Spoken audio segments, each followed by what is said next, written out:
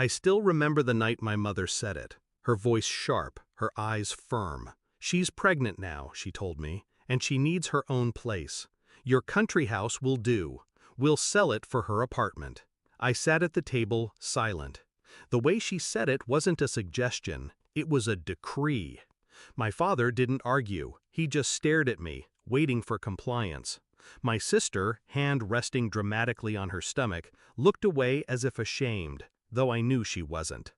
That house wasn't just wood and walls, it was mine, my only inheritance from my grandfather, the one man who'd ever seen me, the one man who hadn't treated me as disposable.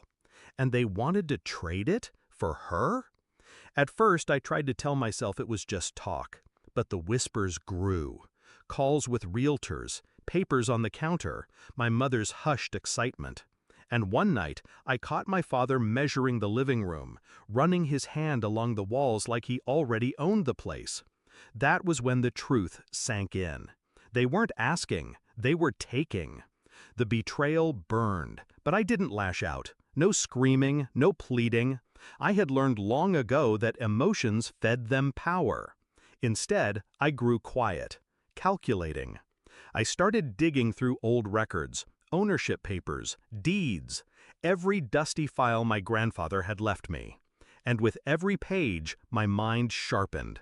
The house was fully in my name, no joint claim, no loophole for them to exploit, which meant one thing. Their plan depended on my silence. They thought I was weak. They thought I'd give in. They thought wrong. The plan formed piece by piece.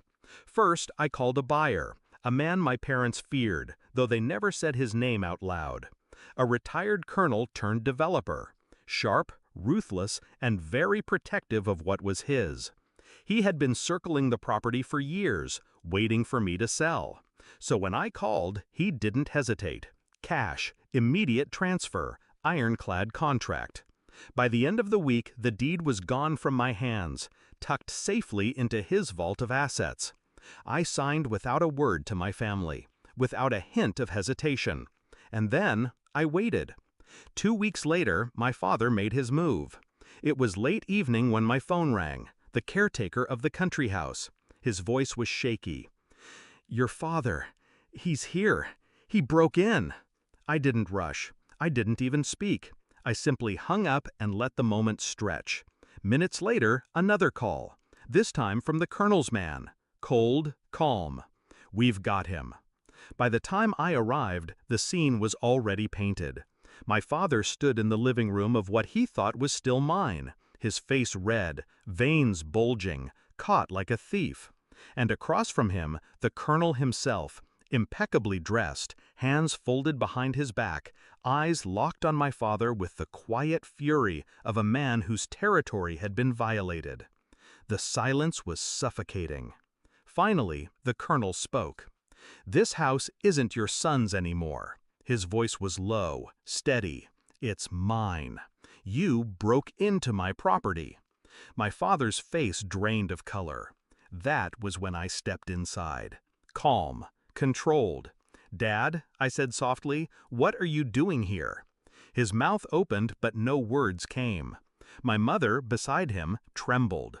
My sister clutched her stomach, pale. I let the silence strangle them before I added, "I sold it, weeks ago." Their heads snapped toward me, eyes wide, betrayed not by the sale, but by the fact they hadn't seen it coming. The colonel turned his gaze to them slowly. "You see, I don't tolerate thieves." It was a masterpiece of timing. Every step, every choice had led to this. My parents, once so sure they controlled me, now standing small in front of a man who had no mercy for liars. The colonel didn't press charges, not yet. He didn't need to. The threat was enough. His presence was enough. My parents left that night shaken, stripped of their illusion of power. And me? I stood in the shadows, watching the empire they tried to build on my inheritance crumble in their hands. Afterward, they avoided the subject of the house. My mother never mentioned apartments again. My father never dared raise his voice. My sister, for once, stopped looking at me as if I owed her the world. They finally understood. I wasn't their pawn. I was the one moving the pieces. Now, when I think back, I don't feel guilt. I don't feel pity. I feel free. Because sometimes revenge isn't loud. It isn't violent. It's silent, calculated, precise. And the sweetest part isn't watching them fall.